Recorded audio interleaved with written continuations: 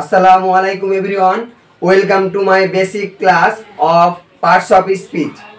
Dear viewers, আমরা যেহেতু ইংরেজি শিখতে শুরু করেছি, ইংরেজিতে তেমন অ্যাডভান্স না, তাই আমরা প্রথমে ইংরেজির বেসিক ক্লিয়ার করব, অর্থাৎ কোনো একটি কনসেপ্ট খুব ভালোভাবে আয়ত্ত করে নেব এবং পরবর্তীতে আমরা সেগুলোর শর্টকাট টেকনিক দেখে নেব। তাই আমি আজকে ইংরেজির পার্টস অফ স্পিচের বেসিক ক্লিয়ার করার চেষ্টা করব এই পর্বের মাধ্যমে। ডিয়ার ভিউয়ার্স, তাই খুব মনোযোগ সহকারে এই ভিডিওটি তোমরা দেখো।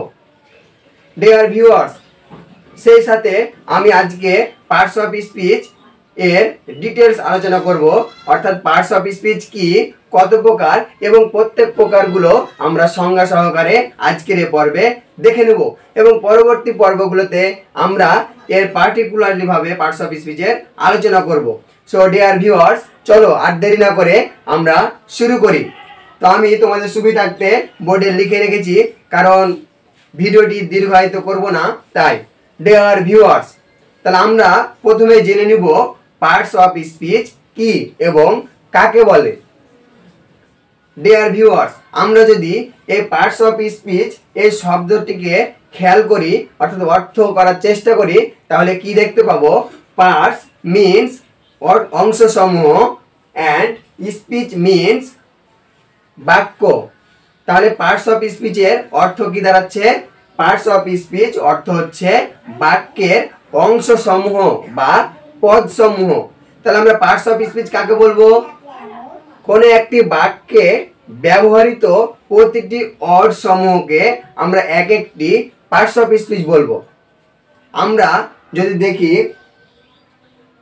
যে পার্টস অফ স্পিচ একটি বাক্যে যে ওয়ার্ডগুলো ব্যবহার করা হয়, সেই ওয়ার্ডগুলো ভিন্ন ভিন্ন অর্থ এবং ভিন্ন ভিন্ন কাজ নির্দেশ করে। আমরা যদি এই বাক্যটি খেয়াল করি উপরে, তাহলে দেখতে পাবো Rahim and Karim are going to school with their elder brother. Rahim এবং করিম তার বড় ভাইয়ের সাথে স্কুলে যাচ্ছে। ডিয়ার ভিউয়ার্স, তাহলে আমরা এই বাক্যটিতে আমরা দেখতে পাচ্ছি যে প্রতিটি এই বাক্যে ব্যবহৃত প্রতিটি ওয়ার্ডকে আমরা এক একটি পার্টস অফ স্পিচ বলতে পারি এবং এই ওয়ার্ডগুলো ভিন্ন ভিন্ন অর্থ এবং ভিন্ন ভিন্ন কাজ নির্দেশ করেছে, যা আমরা এই বাক্যের মাধ্যমে দেখতে পেলাম। তাই এই ভিন্ন ভিন্ন ওয়ার্ডের ভিন্ন ভিন্ন অর্থ এবং কাজ অনুসারে পার্টস অফ স্পিচকে মোট 8টি ভাগে ভাগ করা হয়েছে।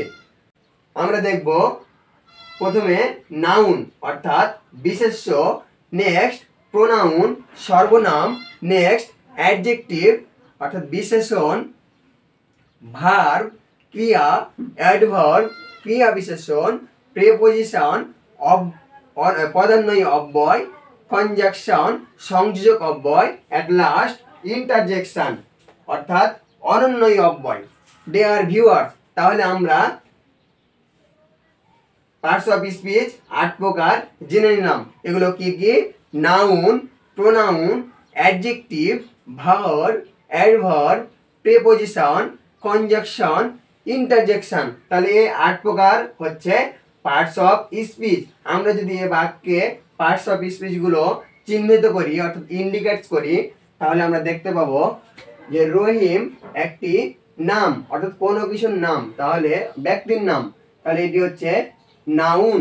অ্যান্ড কনজাংশন, কারণ দুটি শব্দকে যুক্ত করেছে। আর এবং গোয়িং, এগুলো কি? ভার্ব। টু প্রিপোজিশন, স্কুল একটি নাউন, উইথ একটি প্রিপোজিশন, দেয়ার প্রোনাউন, ইল্ডার এটি একটি অ্যাডজেক্টিভ, ব্রাদার একটি নাউন।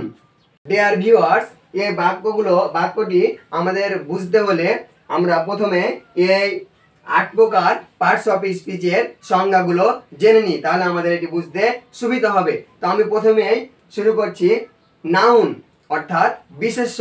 তাহলে নাউন কাকে বলে?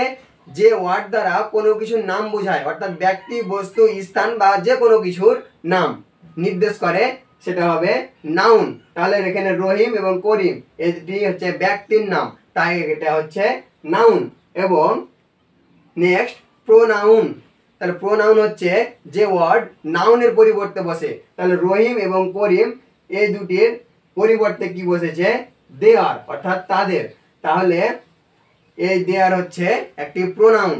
তাহলে যে ওয়ার্ড কোনো নাউনের পরিবর্তে বসে সেটা হবে প্রোনাউন, অর্থাৎ সর্বনাম। নেক্সট অ্যাডজেক্টিভ, অর্থাৎ বিশেষণ।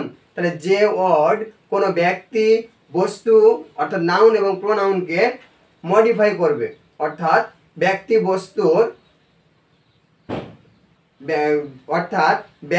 বস্তুর দোষ, গুণ, অবস্থা, সংখ্যা, পরিমাণ ইত্যাদি নির্দেশ করবে, তাকে আমরা বলবো অ্যাডজেক্টিভ। তাহলে এখানে ইলডার হচ্ছে একটি অ্যাডজেক্টিভ। নেক্সট ভার্ব, অর্থাৎ ক্রিয়া। তাহলে যে ওয়ার্ড দ্বারা কোনো কিছু করা বোঝায় সেটা হবে ভার্ব। সেটা হতে পারে থাকা, খাওয়া, হওয়া, ঘটা ইত্যাদি হচ্ছে ভার্ব। তাহলে এখানে গো অর্থাৎ যাওয়া, তাহলে যাওয়াটা একটি কাজ, তাহলে সেটা হচ্ছে ভার্ব। নেক্সট অ্যাডভার্ব, অর্থাৎ ক্রিয়া বিশেষণ। তাহলে ভার্বকে যে মডিফাই করে সেটা হবে অ্যাডভার্ব, অর্থাৎ ভার্ব কখন, কেমন এবং কিভাবে কাজ করবে তা নির্দেশ করবে, সেটা হচ্ছে অ্যাডভার্ব। Next preposition. তাহলে প্রেপোজিশন অর্থ হচ্ছে পদান্বয়ী অব্যয়। তাহলে যে ওয়ার্ডগুলো দুটি নাউনের পূর্বে বসে নাউনকে, একটি নাউনের সাথে অপর একটি নাউনকে সম্পর্ক নির্দেশ করবে, অর্থাৎ সম্পর্ক স্থাপন করবে, সেটি হবে প্রেপোজিশন। নেক্সট তাহলে এখানে দুটি এখানে উইথ দ্বারা টু দ্বারা দুটি শব্দকে যুক্ত করেছে, অর্থাৎ দুটি শব্দের মাঝে এখানে সম্পর্ক নির্দেশ করেছে, তাই এখানে টু হবে প্রেপোজিশন। Next conjunction. কনজাংশন অর্থ হলো সংযোগ অব্যয়। তাহলে যে ওয়ার্ড দ্বারা কোন দুই বা ততোধিক ওয়ার্ড কিংবা বাক্য কিংবা ফ্রেজ অথবা ক্লাউজকে যুক্ত করে সেটি হচ্ছে কনজাংশন। তাহলে কনজাংশন কাকে কাকে যুক্ত করে? দুই বা দুইয়ের অধিক ওয়ার্ড বা দুই বা দুইয়ের অধিক সেন্টেন্স কিংবা ফ্রেজ অথবা ক্লাউজ, এইগুলোকে যুক্ত করা হচ্ছে কনজাংশনের কাজ। এবং নেক্সট ইন্টারজেকশন। যেমন এখানে আমরা দেখতে পাচ্ছি যে দুটি নাউনকে অ্যান্ড দ্বারা যুক্ত করেছি, তাহলে অ্যান্ড হবে কনজাংশন। নেক্সট ইন্টারজেকশন, অর্থাৎ অনন্বয়ী অব্যয়। ডিয়ার ভিউয়ার্স, তাহলে অনন্বয়ী অব্যয় বা ইন্টারজেকশন হলো যে ওয়ার্ড দ্বারা মনের আকস্মিক আবেগ, দুঃখ, দুর্দশা, আনন্দ, বেদনা ইত্যাদি ওয়ার্ড অর্থ প্রকাশ পায়, সেটা হবে ইন্টারজেকশন বা অনন্বয়ী অব্যয়। ডিয়ার ভিউয়ার্স, আমি আশা করি আজকের ক্লাসটি সকলকে অনেক ভালো লেগেছে এবং আমরা পার্টস অফ স্পিচের বেসিক সম্পর্কে জেনে নিলাম, সেই সাথে পার্টস অফ স্পিচের ডিটেলস আমরা আলোচনা করলাম। ডিয়ার ভিউয়ার্স, যদি ক্লাসটি তোমাদের ভালো লেগে থাকে তাহলে ভিডিওটিতে লাইক করো এবং তোমাদের মন্তব্য কমেন্টের মাধ্যমে প্রকাশ করো এবং আমার Facebook page Liton basic study skill এই পেজটিকে ফলো দিয়ে রাখো, তাহলে নতুন নতুন ভিডিও তোমরা দেখতে পাবে। এবং আমার ইউটিউব চ্যানেলও রয়েছে এই নামে, তোমরা সেটাকে সাবস্ক্রাইব করে রাখতে পারো। ডিয়ার ভিউয়ার্স, এরপরে আমরা পার্টস অফ স্পিচের যে পার্টিকুলারলি আলোচনা সেগুলো আমরা পরবর্তীতে করব। সকলকে ধন্যবাদ এতক্ষণ পর্যন্ত আমার সাথে থাকার জন্য। আজকের ক্লাসটি এ পর্যন্তই। আসসালামু আলাইকুম এভরিওয়ান।